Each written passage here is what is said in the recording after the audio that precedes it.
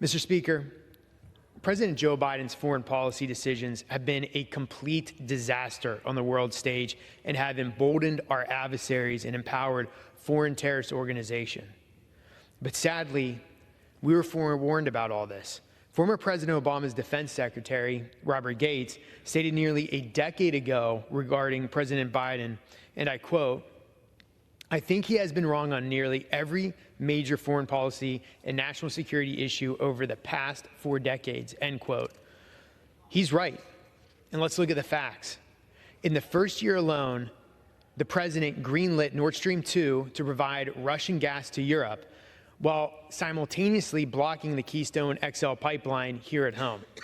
He issued 94 executive orders on immigration, which has led to an unprecedented invasion at our southern border. And to appease his far-left radical base, he delisted the Houthis as a foreign terrorist organization, which directly led to this conflict in the Red Sea.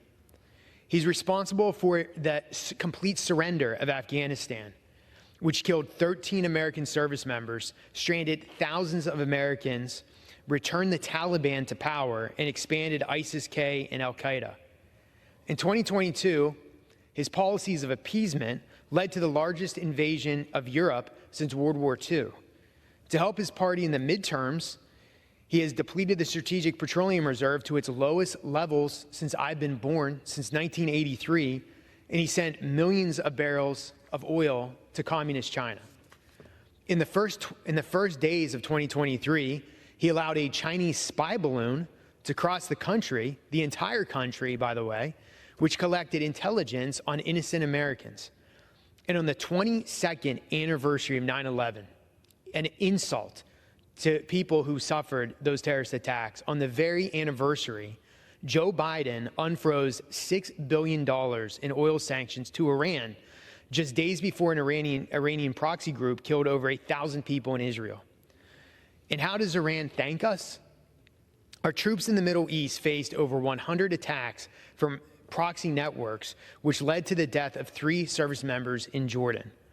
In just this year, Biden waived billions of dollars in sanctions to allow Iranian energy exports into Iraq, and I kid you not, while also announcing an indefinite pause to new approvals of U.S. liquefied natural gas exports from here. And guess who benefits from that?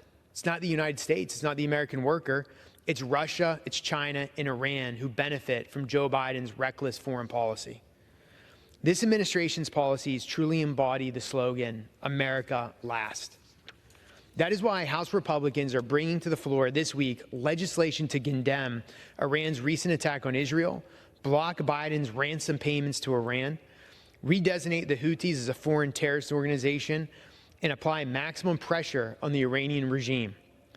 We cannot stand idly by as the Biden administration hands over the keys to the Ayatollah, to the dictator in communist China, Xi, and the dictator, Vladimir Putin.